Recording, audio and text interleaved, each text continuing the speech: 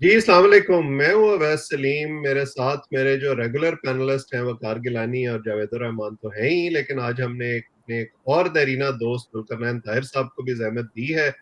जुल्करनैन जो हैं वो पीटीआई को कवर करते रहे हैं, मुस्लिम लीग नून को कवर करते हैं, पॉलिटिक्स पर बड़ी गहरी नज़र रखते हैं और मैं देख रहा था कि इन्होंने एक बड़ी मौजूद स्टोरी की है, क्योंकि हर कोई ये जानने की कोशिश कर रहा था कि दुबई में जो नवाज शरीफ और आसिफ जरदारी की मुलाकात हुई उसमें क्या तय पाया, तो उसकी कुछ खबरें इन तक पहुंची हैं। तो हमने सोचा कि हम भी इस्तेफादा करें, इनसे पूछें कि वहाँ क्या तय पाया और अगले अब चंद माह में क्या होने वाला है। तो मेरे तमाम दोस्तों का शुक्रिया। आप सबकी इजाजत से मेरा ख्याल है जुल्करनैन से ही शुरू करते हैं। जुल्करनैन, जो पहला नुक्ता है इस मुलाकात का जिस पे बहस होती रही इतने दिनों, वो ये था कि ये आपस में मिलकर क्या तय करने की कोशिश कर रहे हैं। ये जो पावर शेयरिंग फार्मूला की बात हो रही है, जिसकी तरफ आपने भी अपनी स्टोरी में इशारा किया है कि एक क्या ये सेटअप आगे चलेगा, उसमें किस जमात को कितना हिस्सा मिलेगा, इस पर क्या डिस्कशन हुई और कोई इत्तेफाक हुआ है या नहीं हुआ? जी थैंक यू डॉक्टर साहब। बेसिकली इसमें आप इसको ज़रा वाइडर कॉन्टेक्स्ट में देखना पड़ेगा। ये दुबई का जो हडल है, दुबई की मीटिंग है, इसका सबसे, जिससे आपने स्टार्ट में कहा, इसका पहला नुक्ता ये है कि हम दोनों पार्टीज जो हैं, पीपल्स पार्टी एंड पीएमएल नून, दोनों पीएम की रेस में है, पीएम स्लॉट की। ये चीज हमने आगे चल के ये इस पे नहीं लड़ना। इससे लड़ने से मुराद ये है कि हमने अगर बड़े घर का, एस्टेब्लिशमेंट का हाथ हम दोनों में से किसी एक के सर पे आ जाता है कि जी आपकी पार्टी से प्राइम मिनिस्टर लिया जा रहा है, तो दूसरी पार्टी ने परेशान होके एस्टेब्लिशमेंट के साथ लड़ने नहीं बैठ जाना, या जिस पार्टी का प्राइम मिनिस्टर चूज कर लिया गया है उसके साथ लड़ने नहीं बैठ जाना। ये पहला पहला पॉइंट ऑफ एग्रीमेंट है इन दुबई। सही। ठीक है। और क्योंकि एस्टेब्लिशमेंट ने एक चीज का ठेका तो ले लिया है उन्होंने, वो यही है कि इमरान खान और उसकी पार्टी को, पीटीआई को, जो डब्बे में बंद करने का सिलसिला शुरू है, अभी कंटिन्यू है, और आगे उसको दरिया बुर्द करना by the time of election, तो ये एस्टेब्लिशमेंट का काम है। ये मैसेज लाउड एंड क्लियर है इन दो पार्टीज के लिए भी कि भाई आपने इसकी टेंशन नहीं लेनी कि भाई वो तीसरा प्लेयर आ जाएगा और आके हमारा हमारा जो हम चीजें बैठ के डिसाइड करते हैं उसको अपसेट ना कर दे। तो ये भी चीज इनको दुबई में बड़ी कैटेगोरिकली क्लियर करवा दी गई है। ठीक है जी, आगे मूव फॉरवर्ड करते हैं। फिर जी आगे क्या क्या सीन क्या बनेगा? लाइक इलेक्शन अगस्त 13 को शहबाज शरीफ साहब की गवर्नमेंट पैक होके घर चली जाती है, टेन्योर पूरा हो जाता है और उसके बाद केयर टेकर्स आ जाते हैं। तो केयर टेकर में सबसे पहला पॉइंट ये है जिसके बारे में नवाज शरीफ साहब बहुत टची हैं। वो साहब कहते हैं जी कि प्राइम मिनिस्टर जो है वो मेरे छोटे भाई की चॉइस का और बड़े घर की चॉइस का नहीं होना चाहिए, मेनली मेरी चॉइस का होना चाहिए और मेरी चॉइस प्रवेल करनी चाहिए, बाकियों को फॉलो करना चाहिए। तो जिस तरह हम एक दो नाम सुनने में आ रहे थे, तो शायद इस दुबई की मीटिंग के बाद वो नाम शायद अब आपको उतने फेवरेट ना लगे। अब आपको आने वाले दिनों में नए नाम हमने सरफेस हमने तो होंगे। सुना था कि उन्हीं नामों में से कोई एक आधा पहुंचा भी हुआ था दुबई। वो मैसेज लेके गया होगा ना, और मैसेज और साथ में थोड़ा सा मिन तरला कि मियाँ साहब मान जाओ। उधरों उधरों उधरों से मुझे, उधर से तो मुझे ग्रीन सिग्नल मिला हुआ है, तो आप ही हैं, अगर आप ओके कर देंगे तो फिर मेरी मेरी अगली जॉब पक्की है। तो ये अगला पॉइंट है केयर टेकर प्राइम मिनिस्टर का, जिसके ऊपर आप देखेंगे कि नवाज शरीफ आपको प्रिवेल करता नजर आएगा। और Asif Zardari always been a smart politician. और आप ये देखिएगा कि आने वाले दिनों में जब इलेक्शन होगा तो आपको सिर्फ वो साहब पंजाब में या साउथ पंजाब का जो हम देखते हैं कि एरिया वो समेटने ना सिर्फ पोजीशन में होंगे, बल्कि आपको वो केपीके में भी एक इसका पीटीआई का अल्टरनेट बनता नजर आएंगे, काफी सारे लोग उनको ज्वाइन करेंगे। तो ये इंटरेस्टिंग सिनेरियो जो है ये आगे बिल्ड होगा। But anyways, coming back to the Dubai huddle, तो ये दो दो मेजर पॉइंट हैं जिनके ऊपर चीजें एग्रीड अपॉन है कि दोनों में से किसी ने भी, स्पेशली पीएमएल नून के हवाले से है कि आप आगे ये इजी गोइंग करेगी इन केस अगर बिलावल पे मामला सेटल होता है। क्योंकि ये भी एक चीज है कि हमने काफी सुना है, इस पे लिखा भी गया है कि मरियम जो है वो नवाज शरीफ की कैंडिडेट होंगी इन केस नवाज शरीफ का मामला जो है अगर उनको क्लियरेंस नहीं मिलती, जो कि समहाउ अभी तो ये भी चीजें आगे आएंगी कि नवाज शरीफ और मरियम नवाज के ऊपर उस तरह से मामला नहीं है कि ये फेवरेट नहीं है पीएम की स्लॉट के लिए, क्योंकि समहाउ इनको भी नहीं एस्टेब्लिशमेंट चाहती। तो इन दैट केस क्या फिर इन्हीं दो में से एक को चूज होना है, मीन शहबाज शरीफ या बिलावल भुट्टो? तो ये चीजें भी क्वाइट ओपन होंगी। बिल्कुल ये है सही। टोटली बड़ा सा मुझे जो कॉन्टेक्स्ट। आपकी बातों से समझ आ रही है ना, वो ये है कि ये शायद कोई चार्टर ऑफ डेमोक्रेसी का पार्ट 2 है, और क्योंकि उनका मुश्तरका जो सियासी दुश्मन है इस वक्त, उसका बेड़ा जैसे आपने कहा कि किसी और ने उठा लिया है, तो माले गनीमत किसके हिस्से कितना आना है उस पर यह सारी बहस हुई है, जिसमें सीट एडजस्टमेंट भी है, केयर टेकर का नाम भी है, और उसके बाद अगला सेटअप भी है। इसको हम अलग-अलग डिस्कस कर सकते हैं, लेकिन मेरे ख्याल में गिलानी साहब और जावेद साहब के पास भी इस हवाले से कुछ ना कुछ सवाल होंगे, तो हम बारी-बारी वो शुरू करते हैं। पहले गिलानी साहब, पहले आप।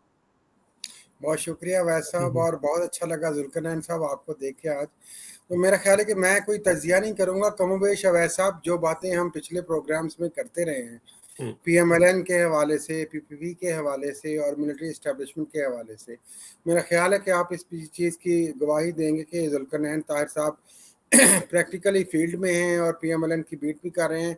उन्होंने कमोबेश उन सारी बातों की तस्दीक की है। तो मेरे इनसे सिर्फ दो छोटे सवालात हैं मेरे मौसम भी हैं, भाई भी हैं, दोस्त भी हैं। एक तो ये चीज़ कि जो मिलिट्री इस्टेब्लिशमेंट चाहती है कि जिस तरह आपने कहा कि डब्बे में बंद कर दें उसको और दरिया बुर्द कर दें, क्या इज़ इट पॉसिबल कि आप एक पार्टी को, जिसको बेशक आपने बनाया हो, पीएमएलएन को भी माजी में देखें कि तो इस्टेब्लिशमेंट ने बनाया था, कि उसको आप जहाँ पे आप पॉपुलर पार्टी के तौर पे मकबूलियत होते हुए उसको आप साइडलाइन करके, तो जमहूरियत क्या इसमें क्वेश्चनेबल नहीं होगी जो रियल डेमोक्रेसी है? Number one.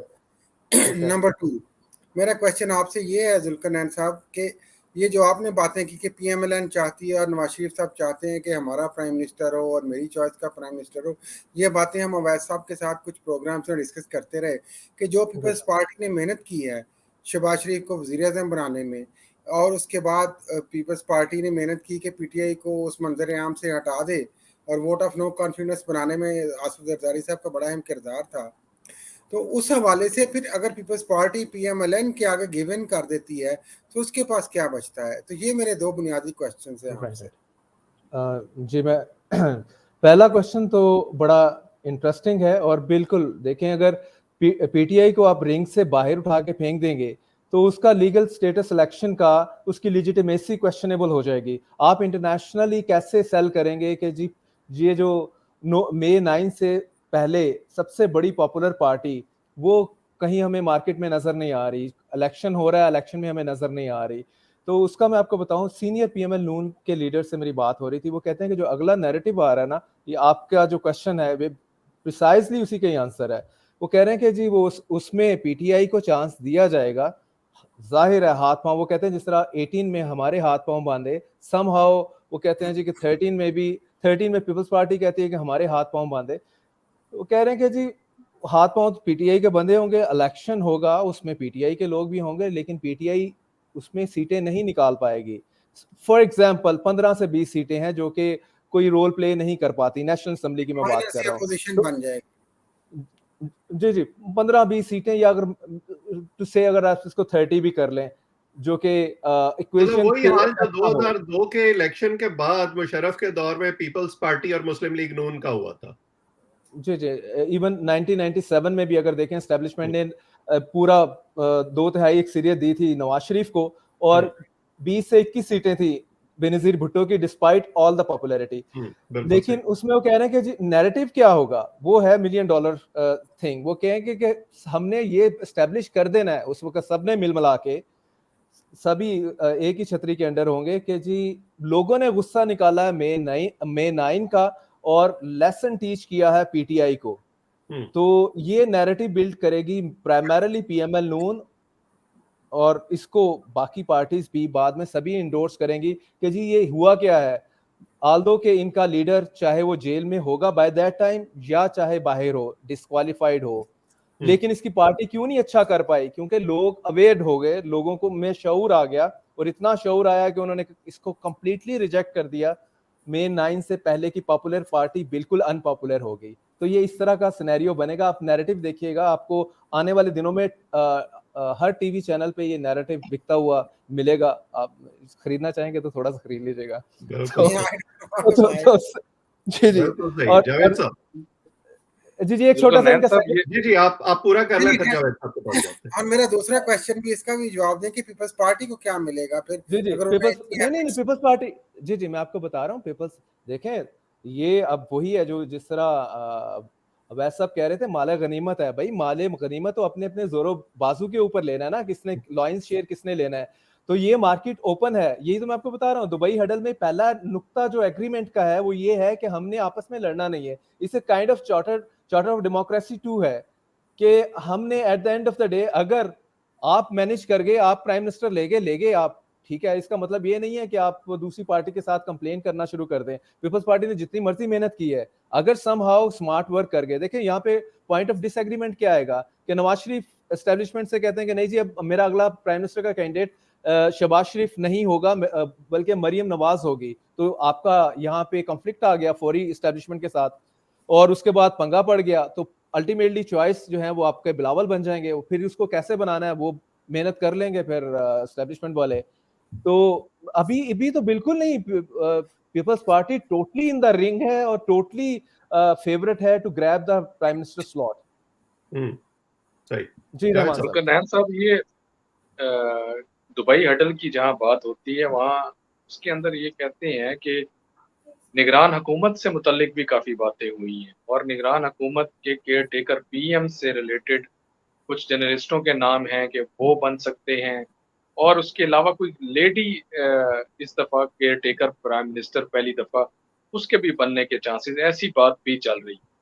साथ साथ उसके जिस तरह से पंजाब का वहाँ अब उन्होंने तकरीबन सारा होल्ड कर लिया है, इस्तेकाम पाकिस्तान, पीपल्स पार्टी और पीएमएलएन। अब वहाँ केपीके में भी एक ऐसा फार्मूला आने वाले दिनों में तरतीब दिया जाएगा कि वहाँ पीटीआई का उस तरह से नाम लेने वाला या पीटीआई के ज्यादातर लोग सामने ना आ सके। आपकी क्या इतलात हैं इस बारे में? जी जवेद साहब, इसमें जो है जो जर्नलिस्टों के नाम हैं, दो के ही नाम ज्यादा सरे फहरिस्त हैं। मोहसिन बेग हैं। मोहसिन बेग का यही है कि वो चूंकि वो एस्टेब्लिशमेंट वाला मामला है, लेकिन वो मुझे नहीं लगता। लेकिन नजम सेठी का नाम जो है वो ज्यादा डूइंग द राउंड इस हडल के बाद वो कर रहा है, क्योंकि वो पीसीबी वाला मामला उनका नहीं हो पाया, तो इवेंचुअली पीसीबी में वो रहना चाह रहे थे। नवाज शरीफ के बहुत क्लोज हो चुके हैं। बेसिकली नजम सेठी साहब ने जो लूज भी की है अपनी पोजीशन पीसीबी चेयरमैन की, इनफैक्ट वो उसका रीजन ये है कि 3.5 साल वो ज्यादा थिक एंड थिन रहे with the Noon League, with the Sharifs in fact. और जो जरदारी साहब के साथ उनकी इक्वेशन थी, जब आपको याद होगा कि पहले 13 में उनको केयर टेकर चीफ मिनिस्टर बनाया गया पंजाब का, तो वो पीपल्स पार्टी ने ही उनका नाम फ्लोट किया था। तो उसके बाद क्यों नहीं वो उस तरह का रिलेशन मेंटेन कर सके। तो इसमें पॉइंट तो यही है कि बेसिकली वो शरीफ के ज्यादा क्लोज हो गए, और जिसकी वजह से जो आपके जरदारी साहब हैं, इनफैक्ट ज़का साहब से उनकी कोई इतनी मोहब्बत नहीं है, बहुत अच्छे दोस्त हैं, लेकिन ये नहीं है कि उनकी मोहब्बत में उन्होंने नजम सेठी को सेक्रीफाइस करने का कहा नवाज शरीफ को। बेसिकली वो थोड़ा सा उनके दिल में है कि भाई इस बंदे ने मुझे at some point of time ditch किया है, मैंने इसको इतना फेवर किया, लेकिन ये ज्यादा क्लोज हो गया, उसका नैरेटिव लेके चला, और बाकी सारा हर चीज शरीफ एंड शरीफ। तो अब पॉइंट ये है कि इनका नाम नवाज शरीफ तो चाहेंगे, लेकिन क्या वो जरदारी साहब को कन्विंस कर पाएंगे? मैंने भी अपनी स्टोरी में जो मेंशन किया है वो ये किया कि इस पे एग्रीमेंट है कि ये चीज करनी हमने ही है मिल बैठ के, लेकिन अभी नामों के हवाले से जो अभी इस द बिगनिंग। बाकी जो खातून का वो आप खुद बताइएगा जरा। बता ही दे जावेद साहब, ये कौन सी खातून है जिनके नाम पर गौर हो रहा है? खातून का नाम तो अभी सामने नहीं आया, कहते यही है और कि ये वो भी भी बता शायद दें, कोई ये भी बता दें कि खातून खाना है कि खातून है।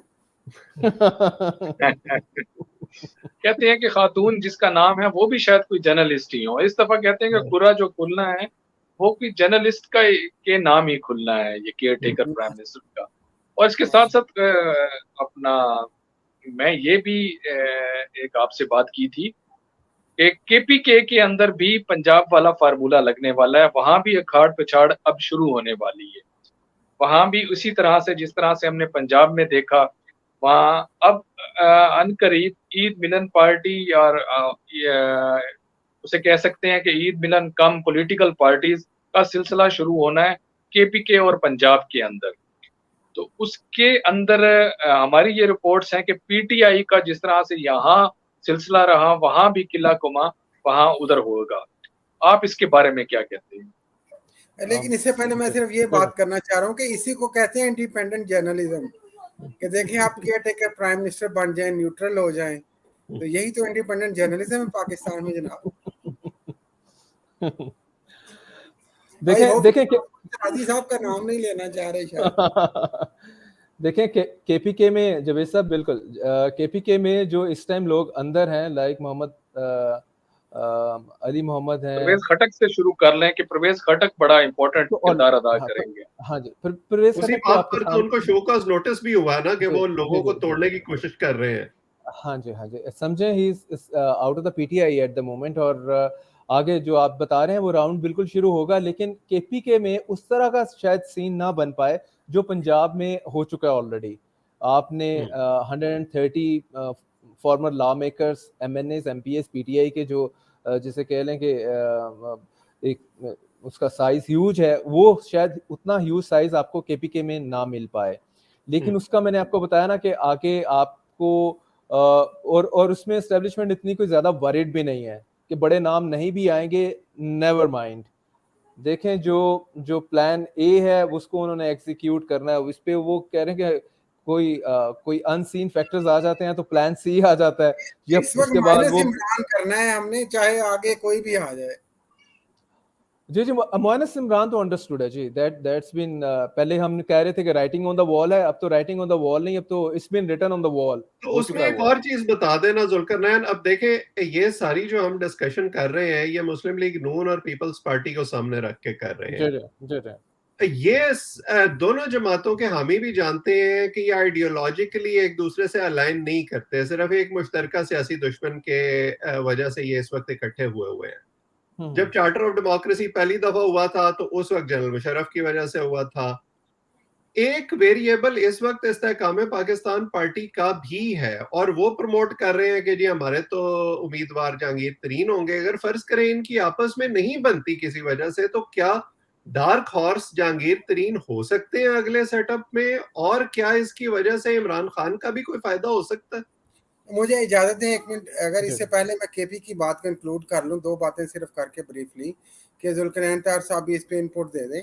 कि देखें, एक हमने उस दिन बात की थी वैसा अपने प्रोग्राम में कि जो टीटीपी ने ऑन किया, अमीर मुकाम साहब जो पीएमएलएन के वहाँ पे सीनियर लीडर हैं और मतवक्के पीएमएलएन के केपी के में सीएम के उम्मीदवार भी हैं एक तरह के, उन पे हमला हुआ और टीटीपी ने उसको ऑन किया।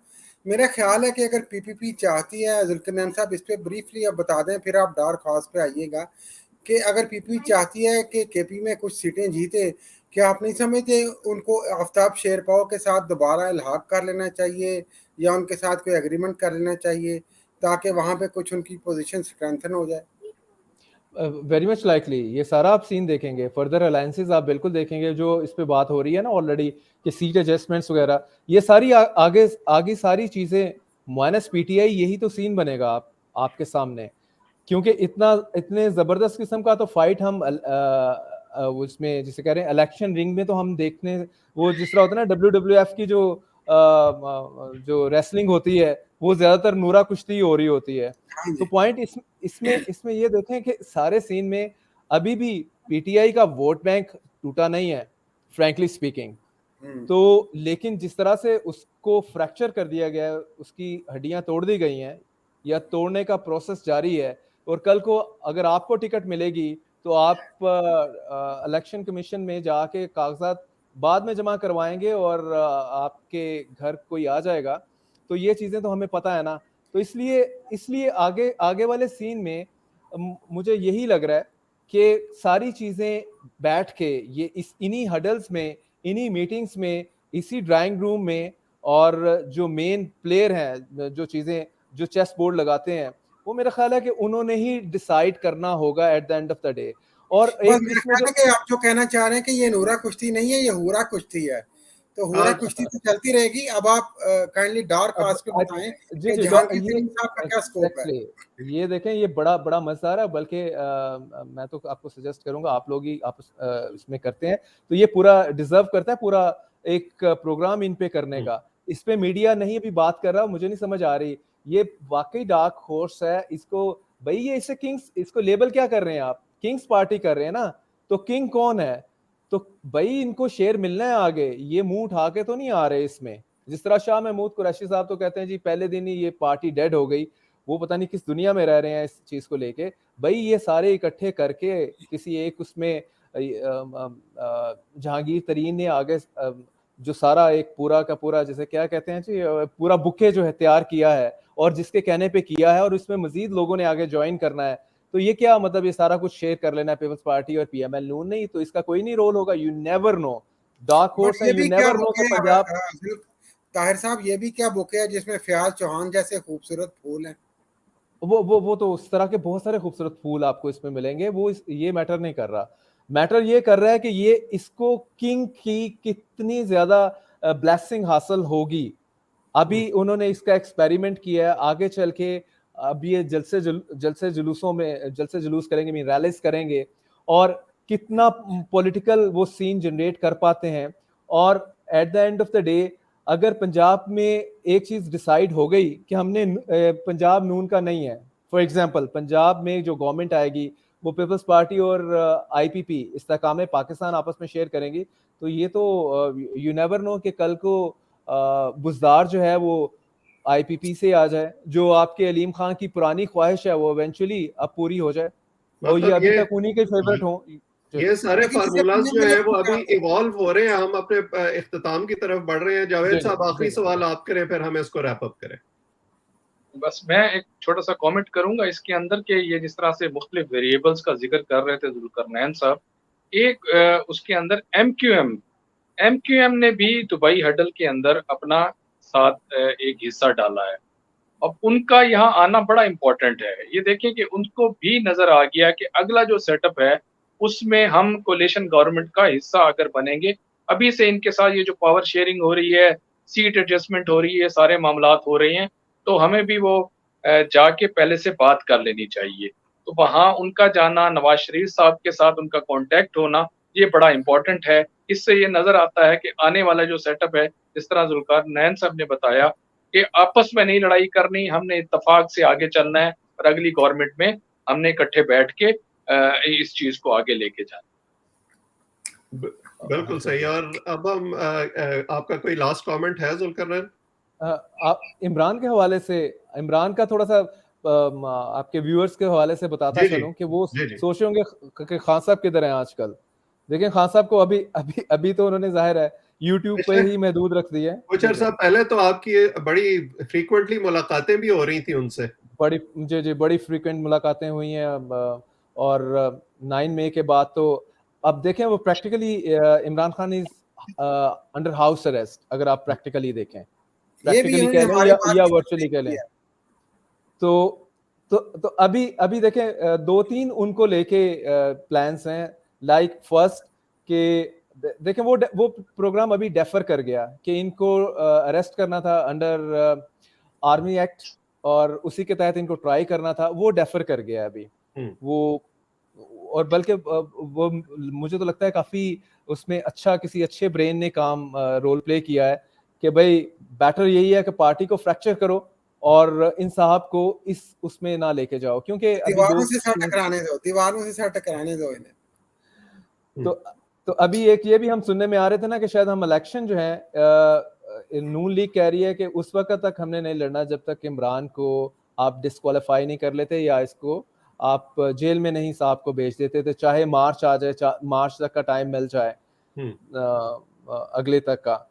तो बेसिकली वो चीज़ तो सेटल कर ली है। तो अभी अभी ये असेसमेंट चल रही है, इमरान खान को अभी क्यों नहीं अरेस्ट किया, अभी जो है या उन पे आर्मी एक्ट क्यों नहीं लगाया, वो इस चीज़ को देखा जा रहा है कि अगर हम इनको यूट्यूब की हद तक रिस्ट्रिक्ट कर लेते हैं, बैठ के ये साहब अपना शौक पूरा कर लेते हैं, कौम से एड्रेस कर लेते हैं, तो उसका कितना डैमेज हो रहा है कोई राइट डैमेज नहीं। पब्लिक में। हाँ जी, बस बेसिकली जो 2 माह तकरीबन 2 माह होने को आए हैं, तो उसमें उनको लग रहा है कि ये तो कोई इतना ज़्यादा डेंट नहीं पड़ा। डेंट से मुराद ये है कि जो उनका डिज़ाइन था, उस उससे ज़्यादा डिज़ाइन हुआ के है। ऊपर डेंट नहीं पड़ा है। बिल्कुल, लेकिन उनके मेरा ख्याल हामी है तो कि उनके आप साथ भी अवैध साहब गिलानी साहब अब बिल्कुल टाइम खत्म हो गया। गिलानी साहब आखिरी टाइम मिनट खत्म हो गया है, क्या आप बिल्कुल अब हम रैप अप करने लगे क्या हैं। आप जो क्या आप लोग आने वाले वक्त में पीएमएल-एनसीपी की लड़ाई देख रहे हैं या ये नहीं? ये इस पर हम दोबारा गुफ्तगू करेंगे। आज टाइम खत्म हो गया है। एक जो बात हम नहीं कर सके वो नवाज शरीफ की वापसी की थी। आपकी स्टोरी में था कि शायद वो 14 अगस्त को वापस आए, लेकिन उसका ताल्लुक उनके केसेस से ज़ाहिर है कि होगा। ये तमाम चीज़ें अभी जो है जैसे हमने डिस्कस किया इवॉल्व हो रही हैं। इन पर हम बातचीत करते रहेंगे। किसी और नशस्त में जुल्करनैन को फिर ज़हमत देंगे। आज इतना ही। मेरे दोनों दोस्तों का और जो लोग हमें देख रहे हैं, सबका बहुत-बहुत शुक्रिया। आप हमारे साथ जुड़े रहें ताकि हमारी गुफ्तगू आइंदा भी आप तक पहुँचती रहे, और कमेंट सेक्शन में अपनी राय से भी ज़रूर आगाह किया करें। कल किसी और मौज़ू पर आपकी खिदमत में दोबारा हाज़िर